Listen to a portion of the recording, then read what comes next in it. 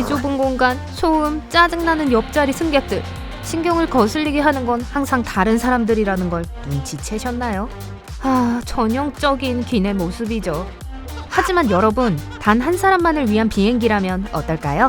전세기는 부자들만이 탈 수 있는 거라고 생각하시기 전에 우선 좀 들어보세요. 가끔씩 항공사는 상용 여객기에 단 한 명만의 승객을 태워 운항해야 합니다.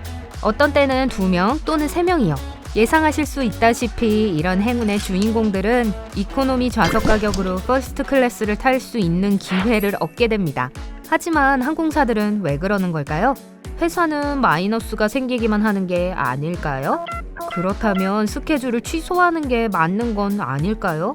글쎄요, 거의 텅텅 빈 비행기를 띄우기로 결심했다면 승객 숫자보다 훨씬 더 고려해야 하는 부분이 있습니다. 가장 먼저 그리고 가장 중요한 것은 물류입니다. 항공사들은 비행기 스케줄을 한 달 또는 1년이나 앞서 미리 짜둡니다. 이런 복잡한 시간표에는 특정 장소와 특정 시간대에 항상 항공편이 준비되어 있어야 합니다.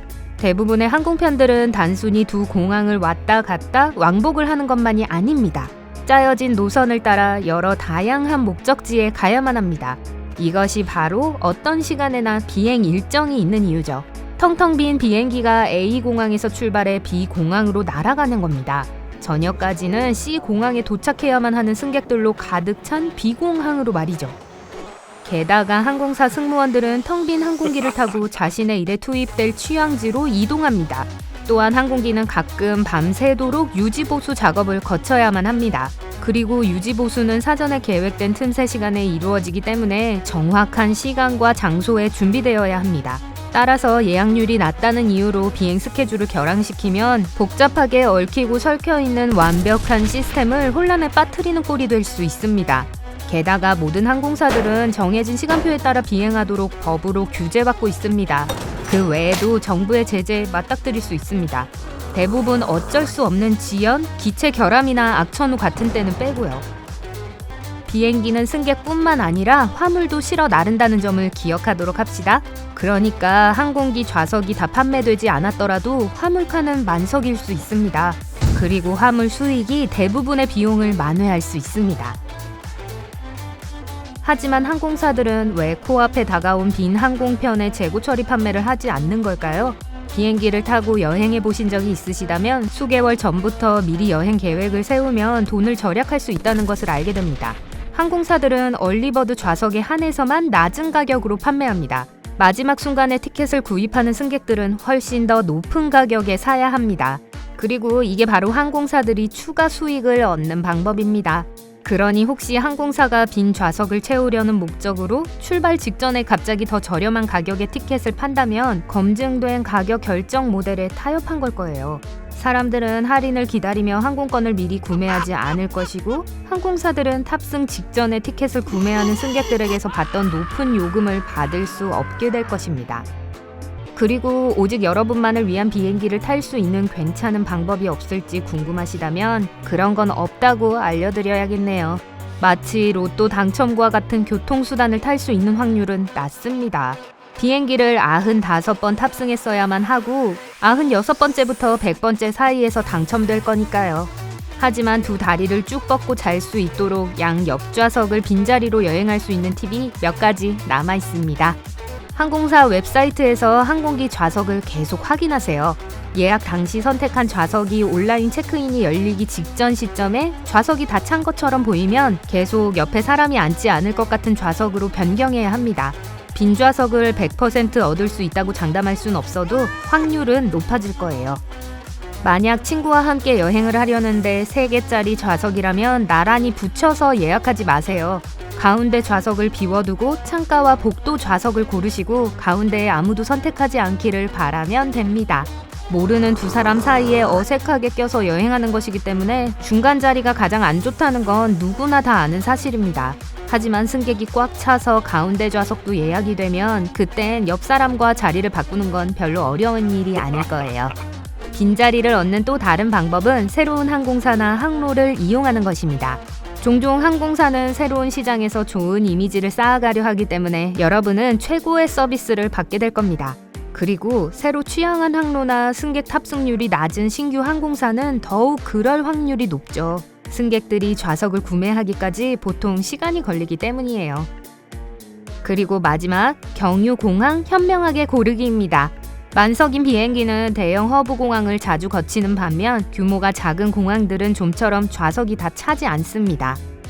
그리고 여러분이 빈 좌석만을 기다리고 있고 그 꿈이 이루어지기 어려운 동안 색다른 항로를 이용하세요.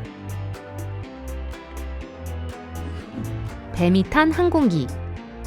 2016년 멕시코 항공기에 탄 승객들은 머리 위 짐칸에 동동 매달려 있는 초록뱀을 발견했습니다. 승객 한 명이 휴대폰 카메라로 그 상황을 찍으려 했지만 뱀은 바닥으로 기어가기 시작했어요. 눈 깜짝할 사이에 승객은 좌석 벨트를 풀며 튀어나갔습니다. 운 좋게도 기내 안에 있는 사람들 모두 뱀에게서 멀리 피해 있었기 때문에 아무도 뱀에 물리지 않았습니다. 그래도 기장은 멕시코시티에 긴급 착륙해야 했죠. 직원들은 어떻게 해서 뱀이 비행기에 들어가게 된 것인지 알아내려 했지만 결국은 못 알아냈습니다. 어떻게 이런 일이 일어날 수 있었던 건지 아시는 분 계신가요? 댓글로 알려주세요. 가장 긴 직항 비행편. 2019년 10월 호주의 콴타스 항공은 뉴욕에서 시드니를 운항하는 장거리 노선을 테스트해서 승객과 승무원들에게 미치는 영향을 알아보기로 했습니다. 49명의 탑승자들은 16,000km의 거리의 노선을 19시간 16분 동안 비행했습니다.